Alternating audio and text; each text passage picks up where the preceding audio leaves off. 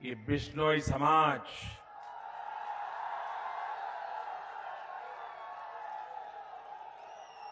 जब दुनिया को ग्लोबल वार्मिंग का ग मालूम नहीं था, जब दुनिया को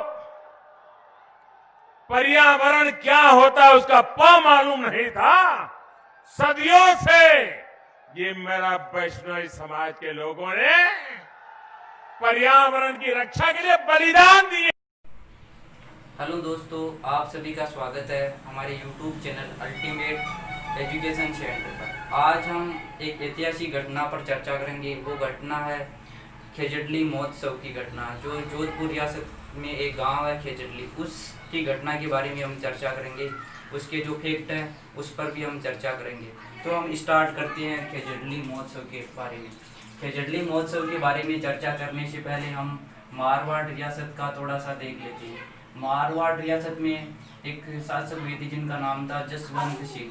इन जसवंत सिंह के उत्तराधिकारी हुए थे अजीत सिंह, और अजीत सिंह के बाद में जो हुए थे उनका नाम था अभय सिंह। जो ये अभय सिंह है, इनके काल की एक महत्वपूर्ण घटना है, वो घटना है खेजड़ली महोत्सव की घटना है। अब जो इनका काल है वो है 1638 से 1678 के मध्य में, और अजीत सिंह जी का जो काल है वो 1678 से 1724 ईस्वी के मध्य में, और अभय सिंह जी का जो काल है वो है 1724 से 1749 ईस्वी। इनके काल की एक महत्वपूर्ण घटना है जिसके बारे में हम अध्ययन करेंगे। वो घटना है महोत्सव। कौन सा महोत्सव? वो है खेजड़ली। अब खेजड़ली के बारे में हम विस्तार से चर्चा करते हैं। खेजड़ अभय सिंह की बात है कि ये अपने शासन के समय में एक बार क्या हुआ कि युद्ध से कुछ समय के लिए अवकाश मिल गया या वो फ्री हो गए।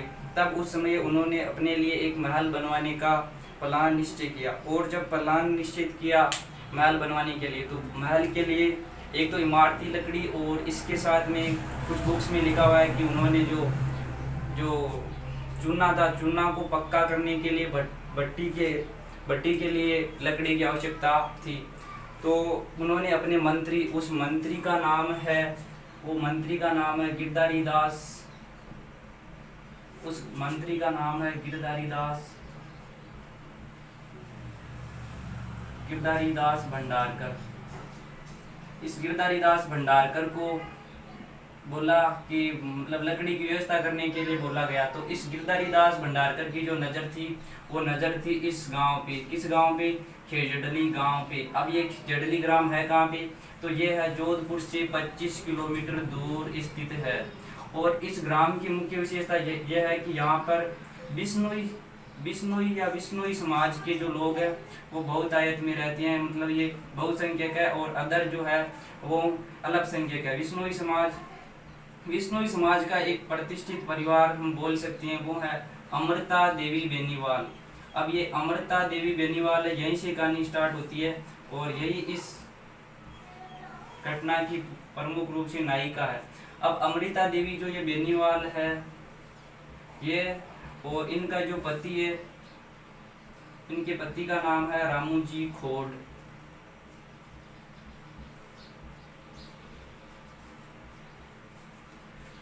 और इनकी 3 पुत्रियों का भी नाम हमें मिलता है। उन पुत्रियों का नाम है रत्नी, बाबूबाई और आसू।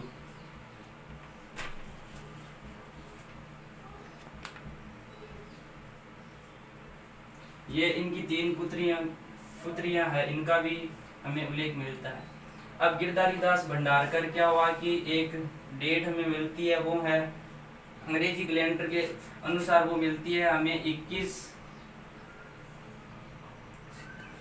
सितंबर 1730। जबकि जो हिंदी विक्रम संवत के अनुसार चलती है तो वहां पर हमें घटना मिलती है, वो मिलती है भाद्रपद शुक्ल दशमी की, और विक्रम संवत है वो है 1787। इस दिन की घटना है जब ये गिरधारी दास भंडारकर और अपने सैनिकों के साथ जब लकड़ी की व्यवस्था करने के लिए निकले, तो वहाँ पे उन्होंने खेजड़ली ग्राम में जाकर सवेरे ही ये काम मतलब पेड़ पौधों की कटाई को स्टार्ट कर दिया। तब पेड़ पौधों की इन्होंने कटाई स्टार्ट कर दिया। पेड़ पौधों की क्या किया? पेड़ पौधों की कटाई शुरू कर दी। अब पेड़ पौधों की कटाई शुरू कर दी तो कटाई करने से जो आवाज आई थी वो आवाज आई थी। ये आवाज सुनकर कौन आया या कौन आई? तो आई थी अमृता देवी बेनीवाल। अमृता देवी बेनीवाल आई और उन्होंने आकर इस गिरधारी दास भंडारकर और इसके सैनिकों को रोका और उन्होंने कहा कि ये पेड़ है, ये हमारे परिवार का सदस्य है और हम इसे काटने नहीं दे सकते। तो इस प्रकार गिरधारी दास भंडारकर ने इसकी बात नहीं मानी और जब ये बातों ही बातों में क्या हुआ कि एक दूसरे से मतलब झगड़े के समान हो गया और अमृता देवी बेनीवाल भी अपनी जिद पर अड़ी रही। तभी अमृता बेनीवाल क्या हुआ कि ये पेड़ के लिपट गई।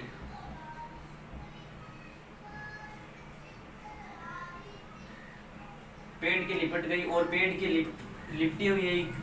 लिपटी हुई कोई क्या हुआ कि ये जो गिरधारी दास के सैनिक थे उन्होंने उसको काट दिया, कत्लेआम कर दिया और काट दिया। जब यह समाचार उसके पति को मिला रामू जी को, तो रामू जी भी वहाँ पे आई और पेड़ के लिपट कर अपनी जान दी। उसके बाद में उसकी पुत्रियाँ थी, उन्होंने भी इनकी तरह ही पेड़ों के लिपट कर अपनी जान दे दी।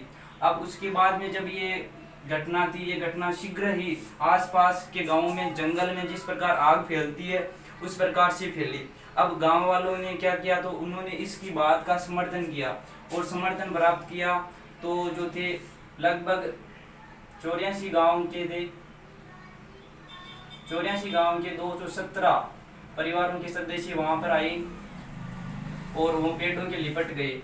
अब वो पेड़ों के लिपट गए तो जो गिरधारी दास भंडारकर और उनकी जो सेना थी, जो उनके कर्मचारी, जो वर्कर थे, वो उन सभी का जो है वो कत्लेआम कर दिया। कत्लेआम करने के बाद में क्या हुआ?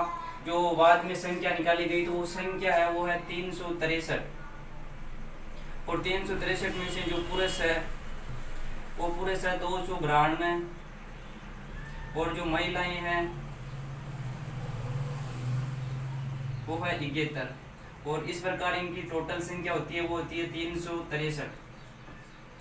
अब 363 होगी। जब यह बात अभय सिंह को पता चली तो अभय सिंह ने क्या किया? जो पेड़ पौधे काटने पर प्रतिबंध लगा दिया और पेड़ पौधे काटने पर प्रतिबंध के साथ जो पेड़ पौधे काटते हैं उनके लिए कठोर सजा का प्रावधान भी कर दिया गया। और कुछ समय बाद में उन्होंने एक ताम्रपत्र के द्वारा, किसके द्वारा? ताम्रपत्र के द्वारा बिश्नोई समाज को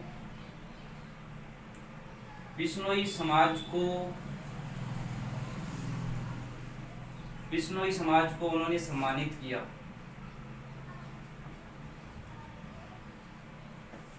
इस प्रकार अभय सिंह का तो हृदय पिघल गया, मगर गिरधारी दास भंडारकर का हृदय पिघला नहीं।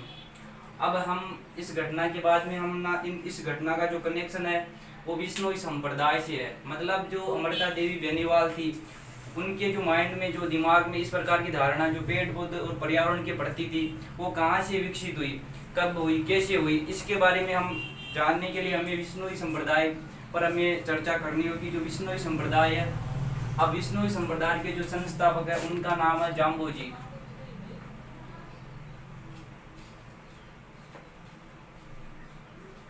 बिश्नोई संप्रदाय के जो संस्थापक है जाम्बोजी और इनकी माता है उनका नाम है हंसाबाई और इनके जो पिता है उनका नाम है लोहट जी पंवार। लोहट जी नाम है। जो जाम्बोजी की जो बचपन की कहानी है वो हमें इस प्रकार मिलती है कि ये बचपन में ये मतलब चुपचाप रहते थे और जब भी बोलते थे तो उनका वो ऊंचा नीचा बोलते थे, इसीलिए शायद इनका नाम जाम्बोजी रख दिया गया। जबकि इनका जो मूल नाम है वो मूल नाम हमें धनराज मिलता है। और इन्होंने क्या किया? 34 वर्ष की उम्र में अपनी संपूर्ण संपत्ति थी वो दान में देकर संपूर्ण संपत्ति को दान में देकर कहाँ चले गए, तो वो चले गए समराथल, और ये समराथल पड़ता है बीकानेर में। अब बीकानेर चले गए और वहाँ पर उन्होंने ज्ञान की प्राप्ति के लिए संन्यास ग्रहण कर लिया। जबकि इनका जो जन्म हुआ था वो हुआ था पीपासर में। पीपासर में जन्म कब हुआ, तो पीपासर में जन्म हुआ था भाद्रपद कृष्ण अष्टमी को हुआ था। और भाद्रपद कृष्ण अष्टमी को हम कृष्ण जन्माष्टमी मनाते हैं। इसीलिए जो इनकी माता थी, इनकी माता इन्हें किसका अवतार मानती थी, कृष्ण का अवतार मानती थी।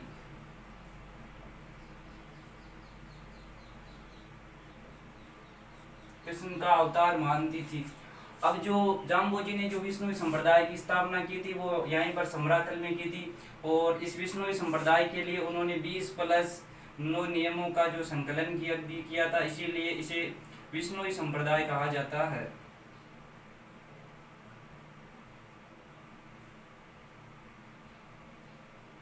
विष्णु संप्रदाय कहा जाता है।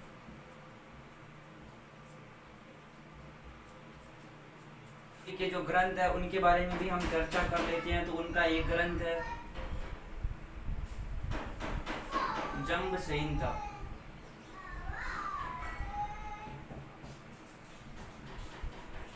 और जो दूसरा ग्रंथ है वो है जंब सागर,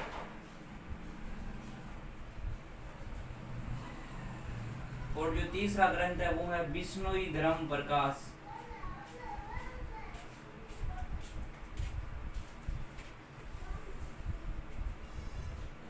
और इसके अलावा यह भी माना जाता है कि जो सिकंदर लोदी है, दिल्ली सल्तनत का जो शासक बना था, उसने गो हत्या भी जो जाम्बोजी से प्रभावित होकर सिकंदर ने भी जो जाम्बोजी से प्रभावित होकर इस गो हत्या को प्रतिबंध किया था। इसके अलावा एक मुख्य बात यह है कि जो जाम्बोजी है इन्हें पर्यावरण वैज्ञानिक कहा जाता है। विश्व के एकमात्र संत जो पर्यावरण संत है, पर्यावरण वैज्ञानिक, जिन्होंने पर्यावरण पर ध्यान देने के लिए जागरूक किया। और इसके अलावा इन्होंने हिंदू और मुस्लिमों में जो आडंबर है उनका भी जो लगातार है वो विरोध किया था। अब हम जो बाकी बचे हुए जो फैक्ट है खेजड़ली महोत्सव से, जैसे खेजड़ली महोत्सव पर एक फिल्म बनी हुई थी, उसका नाम था साको 363।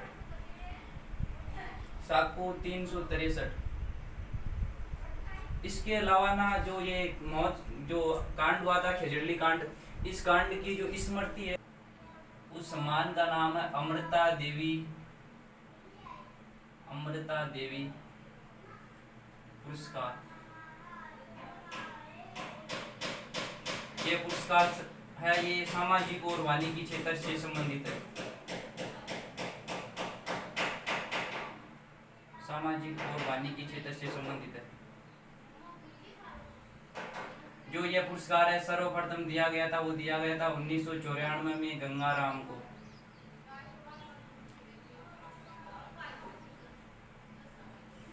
खेजड़ली, और इसके अलावा जो खेजड़ली है इसका वैज्ञानिक नाम है वो है प्रोसेपिस सिनेरिया। इसे रेगिस्तान का कल्प वृक्ष भी कहा जाता है। और इसके अलावा जो कुछ है वो है, यह जो मेला लगता है यह विश्व का एकमात्र वृक्ष मेला है। विश्व का एकमात्र वृक्ष मेला है।